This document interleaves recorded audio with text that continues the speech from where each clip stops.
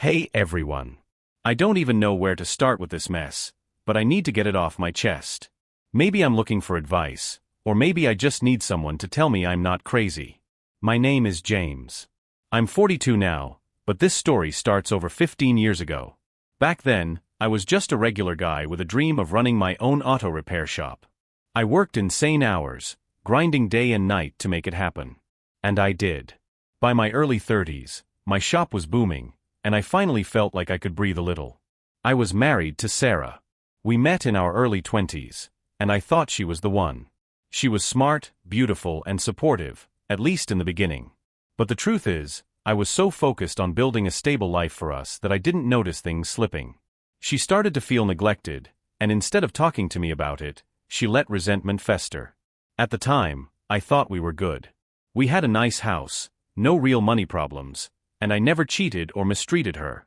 Sure, I worked a lot, but it was all for us. I figured love meant understanding that sometimes sacrifices had to be made. But Sarah, she saw things differently. Then came Robert. My father. Or more accurately, the man who disappeared when I was a kid. He was nothing but a memory of broken promises and missed birthdays. Out of nowhere, he waltzed back into my life, acting like he wanted to make amends. I should have shut the door in his face, but I didn't. I don't know why. Maybe it was curiosity. Maybe I just wanted to hear him say he was sorry. Whatever the reason, I let him in. And that decision changed everything. Sarah didn't trust him from the start. Said he had shifty eyes, a slick way of talking. But at the same time, she seemed almost interested in him. She'd ask questions about him, linger when we talked, laugh at his stupid jokes. I chalked it up to politeness, but now I know better. Back then, I didn't see the warning signs. I was too busy with work, too caught up in the idea of finally having a father again. I didn't notice how Sarah's complaints about my long hours started dying down, how she suddenly seemed happier, more alive. I had no clue what was coming. Looking back, I feel like an idiot for not seeing it sooner. The signs were there, plain as day. But when you trust someone, when you love someone, you don't go looking for betrayals. You assume the best. Robert was charming in a way that made you uneasy. The kind of guy who could talk his way out of anything, always smiling like he had a secret. He told me he wanted to make up for lost time, to get to know me and be part of my life. And I bought it. At first, things seemed fine. He would swing by my shop, ask about the business, pretend he cared. I thought maybe he was trying. Sarah, on the other hand, seemed to warm up to him real quick. She'd stay and chat whenever he was around, laughing at his stories, offering him coffee, even defending him when I was hesitant to trust him. She told me I was being too hard on him, that people change. Give him a chance, James, she'd say. I wanted to believe that. But something was off. Sarah had been distant for a while, always annoyed with me, complaining about my long hours. But after Robert showed up, that tension between us just disappeared. She stopped nagging. Stopped complaining. And at first, I was relieved. I thought, hey, maybe things are finally getting better. But then there were the little things. Like how she started dressing nicer, even when she was just at home. How she suddenly started locking her phone. How she'd be in a great mood some days, almost glowing, but completely cold on others. How she started going out more, claiming she needed space to clear her head. And Robert? He started showing up when I wasn't home. At first, it was innocent, at least, that's what Sarah told me. He was just checking in, dropping off something, helping her with the garden. But my gut told me something wasn't right. I ignored it. I told myself I was being paranoid. Then came the night that should have made me wake up. I came home late from the shop, exhausted as always. Sarah was already in bed, but Robert's truck was parked down the street. Not in my driveway. Not even in front of my house. Just far enough to not be obvious, but still close enough to be suspicious. I told myself maybe I was imagining things. Maybe he had just been visiting and left a while ago. But deep down I knew. I just wasn't ready to face it. You ever have a moment where your whole body knows the truth before your mind catches up? Like a gut punch before the actual hit lands? That was me the night I saw Robert's truck down the street. I didn't confront Sarah that night. Maybe I should have. Instead, I went to bed, pretending like everything was fine. I told myself I was overthinking it. That my dad, who I barely even knew, wouldn't do something so disgusting. That Sarah, despite her coldness, wouldn't betray me like that. But once the thought was there, I couldn't shake it. I started paying more attention. Not in a full-blown detective way, but enough to see the cracks in the lies. Sarah's routine had changed. Her phone, which she used to leave lying around, was now always with her. If I walked into the room while she was texting, she'd lock it immediately. And Robert? He kept finding excuses to be around. One Saturday, I decided to test something. I told Sarah I had to work late and wouldn't be home until after midnight. But instead of going to the shop, I parked a few streets down and waited. Sure enough, less than an hour later, Robert's truck rolled up to my house. I felt like I was going to be sick. My hands were shaking. My chest felt tight. I wanted to march in there and catch them in the act, but I didn't. I just sat there, gripping the steering wheel so hard my knuckles turned white. I stayed parked for hours, hoping, praying, that maybe it wasn't what I thought. That maybe he was just there to talk. But when he finally left, close to midnight, Sarah didn't call me to check in. Didn't ask why I wasn't home yet. She just went to bed like nothing happened. I didn't sleep that night. The next morning, I acted normal. Ate breakfast. Kissed her on the cheek. Went to work. But inside, something in me had snapped. I knew. And I wasn't going to let it slide. I don't know if anyone else has been in this situation, but there's this weird thing that happens when you know you're being betrayed but don't have undeniable proof. You feel like you're going crazy, like if you say it out loud without evidence, they'll just gaslight you into thinking you're the problem. That was me. I had all the puzzle pieces, but I still needed to see the whole picture.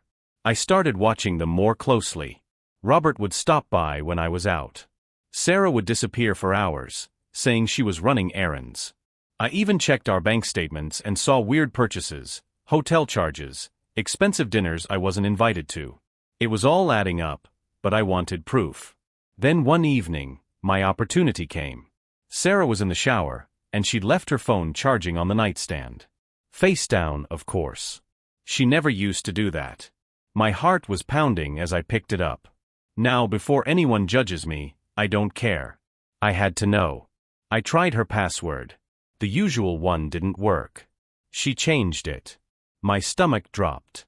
I put the phone down just as I heard the water stop. I barely made it out of the room before she walked out in her robe, acting like everything was normal. Smiling. Asking what I wanted for dinner. Like she wasn't sneaking around behind my back. I wanted to scream at her. I wanted to grab her by the shoulders and demand the truth. But instead I just stood there, nodding along to whatever she was saying. Because I knew if I confronted her now, she'd lie. She'd twist it around. She'd make me look like the paranoid husband who was overreacting. So I waited. And then the final straw. A few nights later, I faked being asleep. I lay in bed, eyes closed, listening. Around 11 p.m., Sarah got up, real quiet-like, and left the room. I counted to 30, then followed. She was in the living room, whispering into her phone. And I mean whispering. I couldn't make out much, but I caught a few things. Sarah, I miss you too. No, he's asleep. You know I can't just leave. I know, but... My blood ran cold. She heard a noise, probably me shifting my weight, and immediately hung up, stuffing her phone under a pillow like a guilty teenager. She turned and saw me standing there. And you know what she said? Not "oh hey, couldn't sleep." Not "why are you up?" No. She just froze. Deer in headlights. Because she knew. I waited, hoping she'd try to explain. To lie. To at least pretend there was an innocent excuse. She didn't. She just stood there, lips parted, eyes wide. And in that moment, I saw everything I needed to see. I didn't say a word. I just turned around, went back to bed, and stared at the ceiling for the rest of the night. Because now? Now I wasn't just suspicious. Now I knew. And it was only a matter of time before everything fell apart. I don't know if it was anger or just cold calculation, but after that night, I wasn't going to let this slide. I wasn't going to rush in like a fool, screaming accusations only for her to twist the story. No, I was going to catch her. So I started planning. Sarah thought I was clueless. She carried on like nothing happened, but I noticed everything. The way she kept her phone glued to her, the way she'd randomly start smiling at texts, the way she got nervous when I came home earlier than expected. And Robert? That coward was still slithering around my life like he belonged in it. He'd pop by the shop, acting like he was so interested in my work. He'd slap me on the back and call me son, like he had any right to that word. And all the while, I knew what he was doing behind my back. I was done playing nice. So I set a trap. That Friday, I told Sarah I had to take a late-night emergency repair job out of town. Something that would keep me far away until morning. Of course, that was a lie. I just wanted to see what she'd do. She barely hesitated before saying, "Oh, okay. Be safe." No sadness, no disappointment, just a quick nod and a return to her phone. I packed a bag, kissed her goodbye like everything was normal, and drove off. But I didn't go far. I parked a few streets down and waited. Not even an hour later, Robert's truck rolled up to my house. I gripped the steering wheel so hard my knuckles turned white. My heart was pounding, my breath was shallow, but I forced myself to wait. I didn't want to just see them together. I wanted to catch them so red-handed that there'd be no room for lies. So I waited another 20 minutes before sneaking back. I moved like a ghost, stepping around the familiar creaky floorboards on the porch. The curtains weren't fully shut, and through the gap, I saw them. Sarah, sitting on the couch. Robert, sitting way too close. His hand was on her thigh. She wasn't pushing it away. I felt something deep in my chest crack open, but I wasn't done yet. I needed undeniable proof. So I took out my phone and started recording. Then, just to be sure, I pulled out the spare key and silently unlocked the front door. I stepped inside, staying in the shadows of the hallway. And that's when I heard it. Robert's voice, low and smug. "You know you're happier with me. Why are you still with him?" Sarah let out a breathy little laugh, the kind she used to give me, and whispered, "I don't know. I can't leave yet." Yet. She said yet. I felt like my legs were going to give out. Robert leaned in, and that was it. I was done. I stepped into the room. "Enjoying yourselves?" Sarah jumped off the couch like she'd been burned. Robert just sat there, eyes wide, mouth opening and closing like a fish gasping for air. "James," Sarah started, but I wasn't in the mood for her fake stuttering. "Save it," I said, holding up my phone. I heard everything. Her face turned pale. She looked at Robert like he was supposed to help her, but he was too busy looking like a deer about to be hit by a truck. I turned to him. "Get out." For a second, he didn't move. I guess he thought I wouldn't do anything. Maybe he figured I'd cry or beg like some pathetic fool. Wrong. I took a step forward, and suddenly, he found his legs. "This isn't what it looks like, son." Son. That word coming from him almost made me lose it. "Don't call me that." My voice was so low I barely recognized it. "You lost the right to that a long time ago." He started stammering some nonsense, but I was done listening. I walked straight to the front door, yanked it open, and looked at him. "Out. Now." Sarah grabbed his arm. "Robert, maybe you should." "You too." I cut her off, my voice ice cold. Her head snapped toward me. "What?" "You heard me. Pack a bag and go with him." Her mouth opened and closed, just like Robert's had. "James, let's talk about this." I laughed. Actually laughed. "Oh, now you want to talk." Her eyes were wet now, but I didn't care. "You didn't look like you wanted to talk when his hands were all over you." I stepped forward, and she actually flinched. "Good. You want to be with him so bad? Go. Get your stuff and leave." She hesitated, and for a second I saw it. The calculations in her head. The gears turning. She wasn't sorry, she was just trying to figure out her best move. When she realized I wasn't backing down, the tears dried up fast. She grabbed her purse, turned to Robert and muttered, "Let's go." And just like that, they were gone. I didn't sleep that night. I just sat in the living room, staring at the walls, trying to process what had just happened. The woman I built my life with? Gone. My father, who abandoned me, only to come back and steal my wife? Gone. And yet, instead of sadness, all I felt was rage. Because deep down, I knew this wasn't over. Not even close. That night should have been the end of it. I should have been able to close the door, walk away, and never look back. But it's never that simple, is it? Betrayal doesn't just pack up and leave when the people do. It lingers, seeps into everything, turns your whole world inside out. After Sarah and Robert left, the house was too quiet. Every room felt haunted by what had just happened. I sat in the dark, staring at nothing, my mind replaying every moment leading up to this. How long had she been lying to me? How long had I been the fool? I barely slept that night. I kept expecting my phone to light up, for Sarah to text me with some excuse, some pathetic attempt to crawl her way back. But she didn't. She stayed silent. That almost made it worse. The next morning, I went to work like nothing had happened. I didn't tell anyone. I just threw myself into fixing engines, replacing brakes, anything to keep my hands moving so I didn't have to think. I told myself I was done with her, that she had made her choice. But she wasn't really gone. Not in the way I wanted her to be. That night, I got home and the first thing I noticed was that my front door was unlocked. My heart nearly stopped. I stepped inside, every nerve in my body on edge, expecting the worst. But it wasn't a break-in. No shattered glass, no missing valuables. Just Sarah. Sitting at the kitchen table like she still lived here. Like nothing had happened. She looked up when I walked in, her eyes already red and puffy. "James," she whispered, like saying my name was supposed to do something. I stood there, gripping the doorframe so hard my fingers hurt.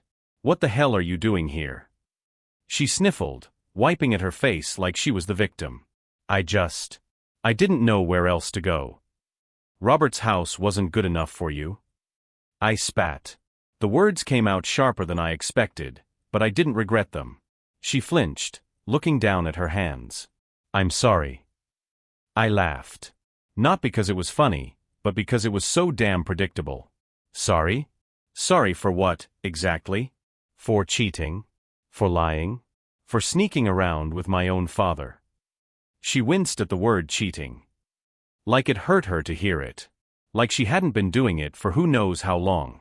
I didn't, she stammered, and I swear, if she had tried to tell me it wasn't what it looked like, I might have lost it. I walked past her, straight to the cabinet, and grabbed a glass. I needed water, something, anything to keep me from putting my fist through a wall. I could feel her watching me, waiting. When I didn't say anything, she let out a shaky breath. "I don't love him, James," she said finally. I slammed the glass down so hard I thought it would break. "That's supposed to make me feel better?" She stood up, walking toward me like she thought she could close the distance between us. "I was lonely," she said, her voice soft, like that was an excuse. "You were always at work and I—" "Don't," I cut her off. "Don't you dare try to put this on me." Her face twisted like she wanted to argue, but she must have thought better of it. Instead, she just stood there, wringing her hands like some helpless little victim. It made me sick. Finally, she whispered, "I'm pregnant." Everything stopped. My mind blanked. My body went cold. I looked at her, really looked at her, and for the first time I saw it. The slight roundness to her stomach. The way she held herself differently. The air in the room turned heavy. I felt like I was suffocating. "Is it mine?" I asked. The words felt like acid in my throat. She hesitated. Just for a second. But that second was everything.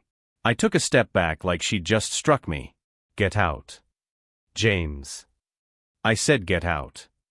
Tears welled up in her eyes again, but I didn't care. I didn't want to hear her sobs, her apologies, her pathetic explanations. I didn't want to see her face ever again. She stood there for a moment like she was going to say something else, but then finally, she turned and walked out the door. And just like that, my whole world shattered. Sarah's words hung in the air long after she left. "I'm pregnant." 3 words that hit harder than any punch ever could. I barely remember the days that followed. I went through the motions, woke up, went to work, fixed cars, went home. But inside, I was wrecked. My mind kept looping over one question: is the baby mine? I wanted to believe it was. I wanted to tell myself that maybe, This wasn't the worst-case scenario. But that hesitation in her voice, that 1 second of delay when I asked, it told me everything. Still, I needed proof. So I called her. It was the first time since she'd shown up at my house with that bombshell. She answered on the first ring, like she'd been waiting. "James," she breathed out, like she was relieved. "I want a paternity test."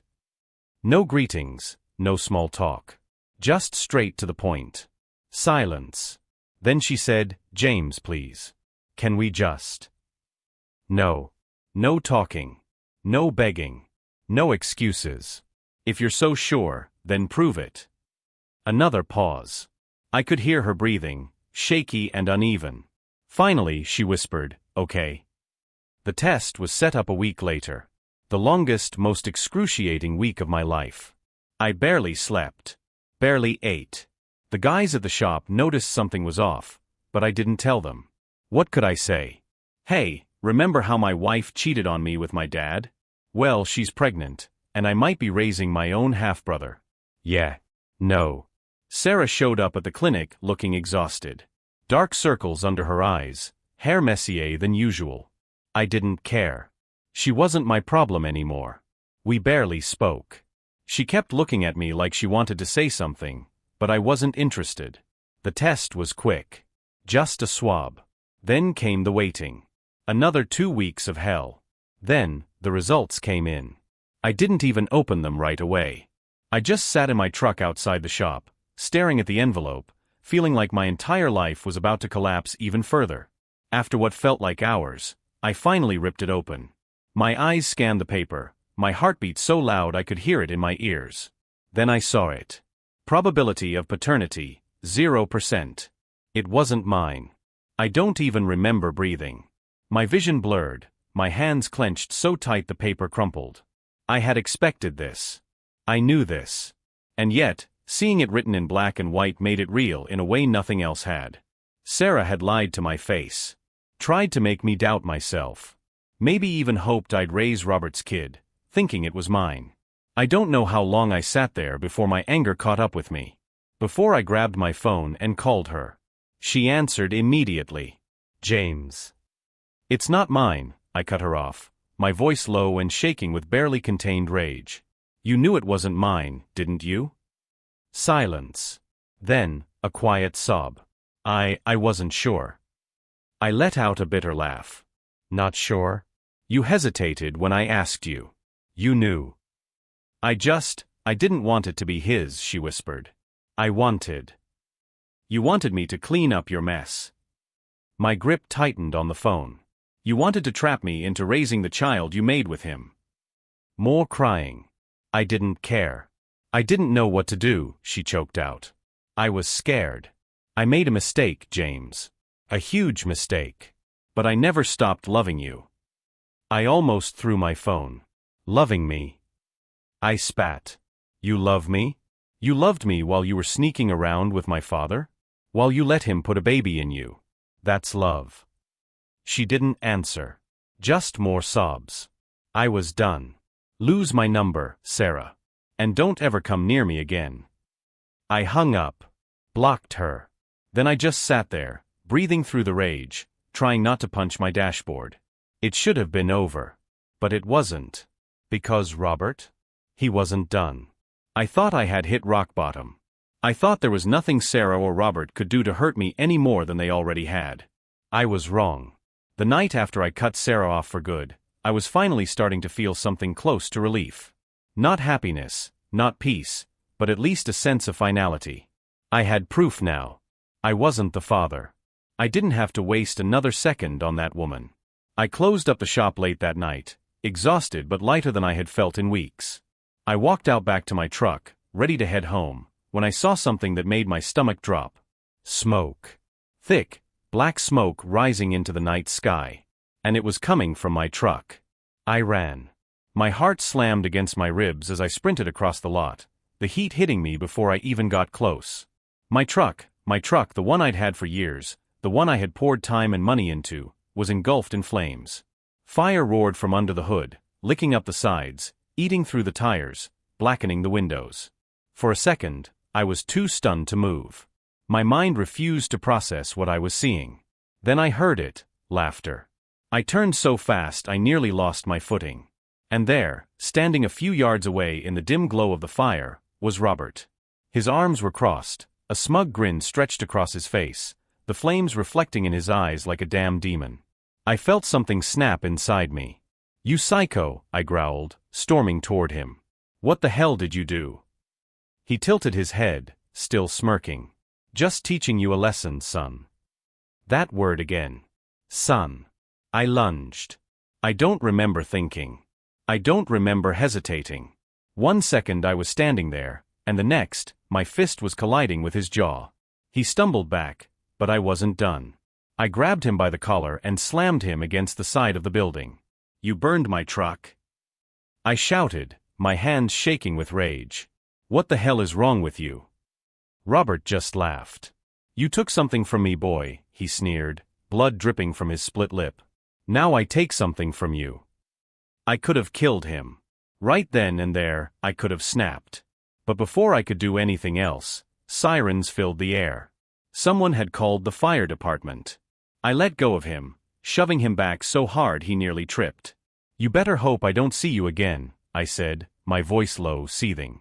He just wiped the blood from his mouth and grinned. "Oh, you'll see me again, James. Real soon." Then he turned and walked away like he hadn't just committed arson.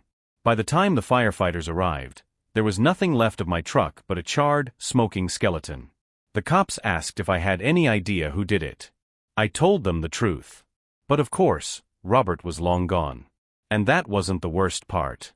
Because Sarah? She wasn't done either. Losing my truck was bad enough. It wasn't just a vehicle, it was mine. Something I built, something I relied on. And Robert? He knew that. That's why he did it. But I didn't have time to dwell on it. Because 2 nights later, Sarah disappeared. I didn't notice at first. Why would I? She wasn't my problem anymore. But then my phone started blowing up. Calls, texts, even a voicemail from a number I didn't recognize. It was her mother. "James, please call me back," she begged, her voice shaking. "Sarah's missing." I almost ignored it. Almost told myself it wasn't my issue. But something in my gut twisted. So I called her back. "She's gone," her mother sobbed. "She went out yesterday afternoon and never came home. Her phone's off. We called everyone, no one's seen her." I didn't want to care. I shouldn't have cared. But the second she said those words, something dark settled in my chest. I already knew who was behind it. Robert. It was too convenient. The fire, the threats, the way he kept pushing, like he wanted to see how far he could take things. And now, Sarah was missing. I hung up and started driving, not even sure where I was going. I didn't have a plan, but I knew one thing: I had to find that bastard. I didn't have to look for long. Because he found me first. My phone rang as I was driving, an unknown number flashing on the screen. I knew before I even answered. "Hello." Robert's voice slithered through the speaker. "Hey there, James." My grip tightened on the wheel. "Where is she?" A chuckle. "Oh, now you care." I clenched my teeth. "Robert, if you hurt her." "Relax," he drawled. "She's fine. Just needed some time away to think. You know, clear her head." "She's pregnant, you psycho." He laughed again, and I swear, it was the coldest sound I'd ever heard. "Yeah, well, I figured she could use some real family time." That was it. I slammed the brakes, my vision going red. "Where is she?" Silence. Then he sighed, like he was bored. "If you want her back, come get her." Then he rattled off an address and hung up. The address led me to an old abandoned hunting cabin on the outskirts of town. No neighbors. No witnesses. Just trees and darkness. I pulled up, my hands shaking with rage. The second I stepped out of the car, the front door creaked open. Robert stood there, grinning like he had already won. "James," he greeted, spreading his arms like some twisted host. "Glad you could make it." I ignored him, my eyes darting past him. "Where is she?" He chuckled, stepping aside. "See for yourself." And there she was. Sarah. sitting on the floor, her hands tied in front of her, eyes wide and filled with terror. Something inside me snapped. I lunged.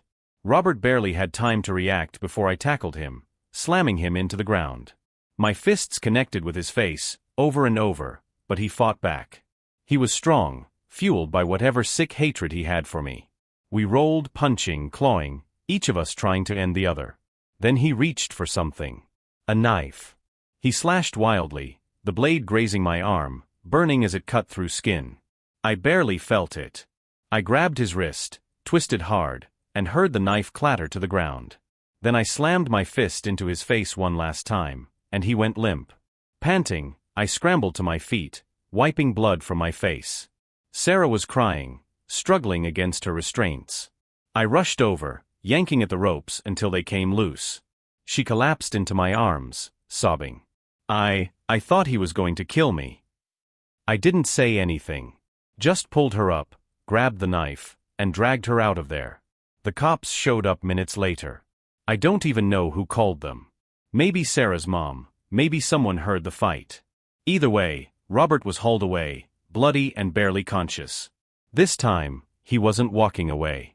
But the damage was done. And Sarah? She wouldn't survive what came next. Sarah was safe.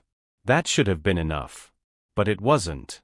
She was taken to the hospital for minor injuries, just bruises and dehydration. I stayed outside her room, not because I wanted to, but because something in me wouldn't let me leave. When the cops questioned her, she told them the truth. Robert had taken her, kept her locked up, threatened her when she tried to leave. It was enough to get him thrown behind bars. No bail. This time, he wasn't getting away with a slap on the wrist. And yet, even with him locked up, something still didn't sit right. Then I overheard the nurse. "She's lucky. The baby is fine." I froze. The baby that wasn't mine.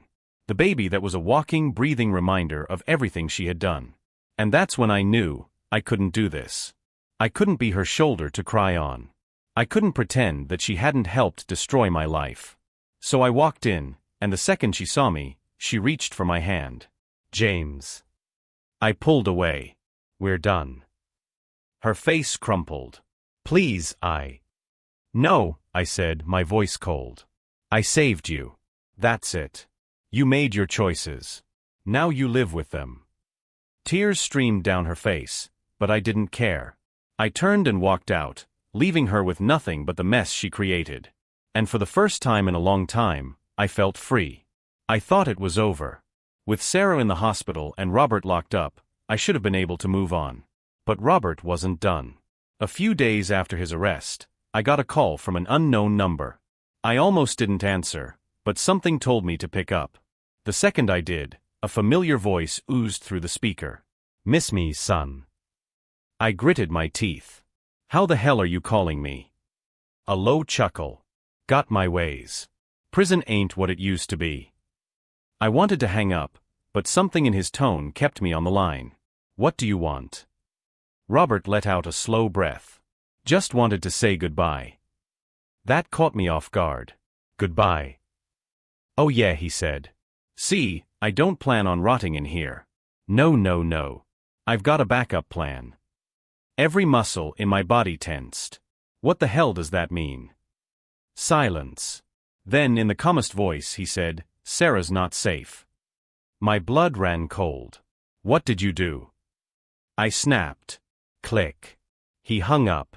I didn't think. I just grabbed my keys and drove. I made it to the hospital in record time, my heart slamming in my chest. When I got to Sarah's room, I nearly crashed into a nurse running out, yelling for help. And inside? Sarah was slumped against the bed, barely conscious. The monitors were beeping like crazy, the 4-line ripped out. I rushed to her side. "Sarah." She blinked up at me, her eyes hazy. "James. I don't feel." Then she went limp. Doctors and nurses flooded the room, pushing me back, shouting orders.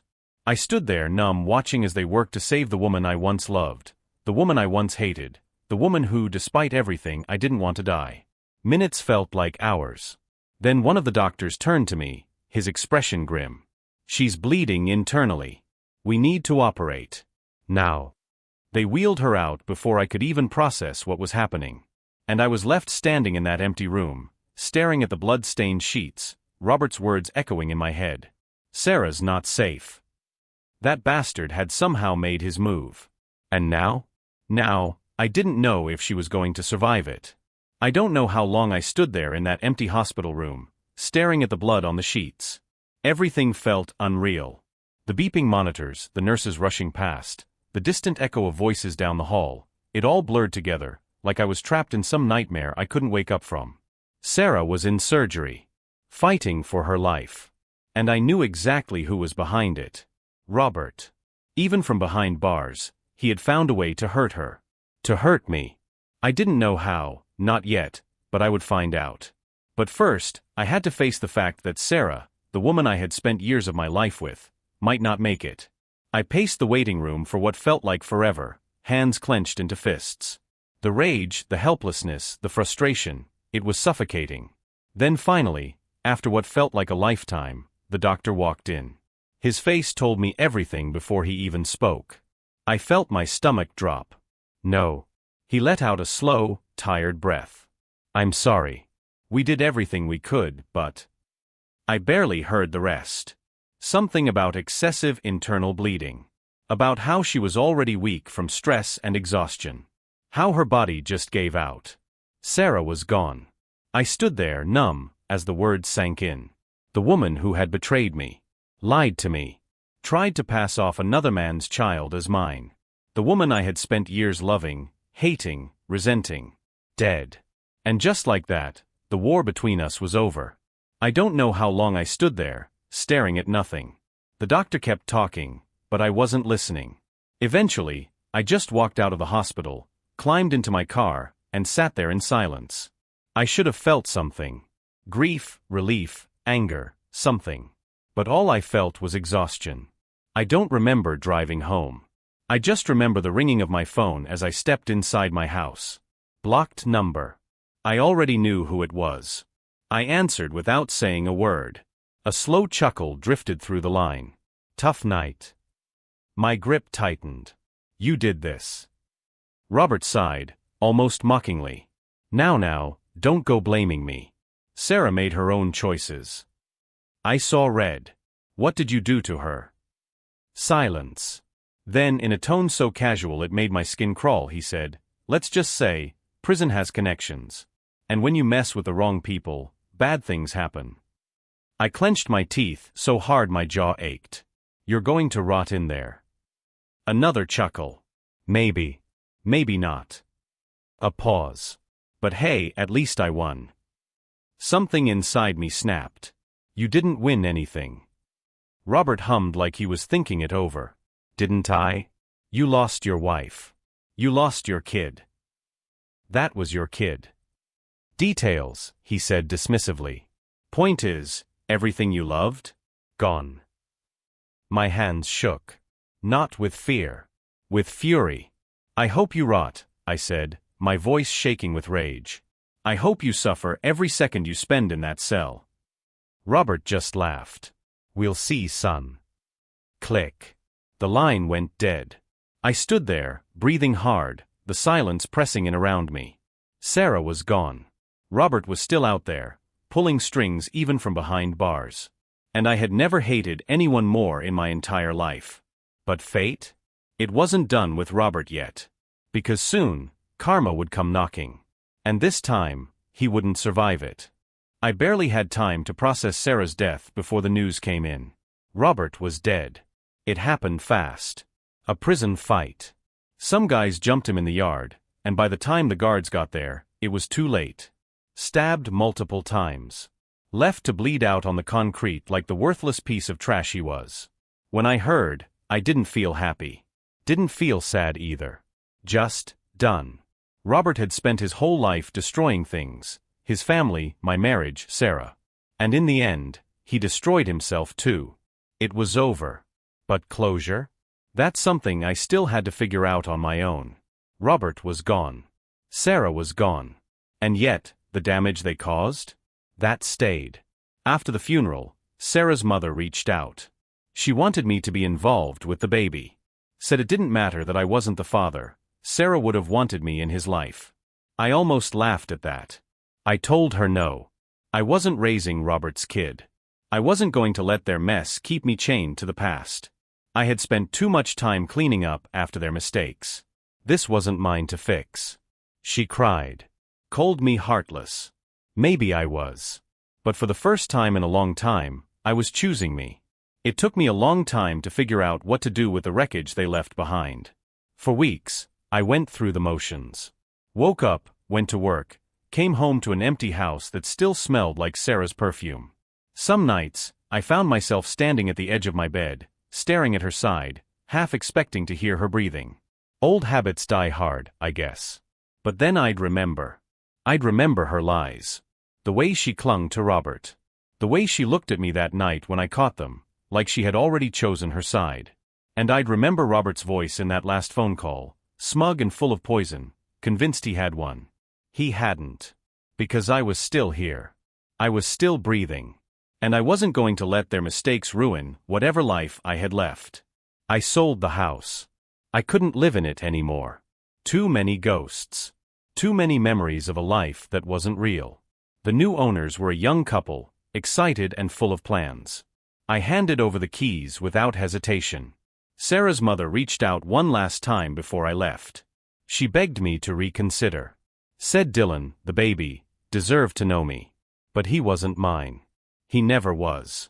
I told her the truth. That I hoped he had a good life. That I hoped he never found out what kind of man his father was. But I wasn't going to be in it. That was my final goodbye.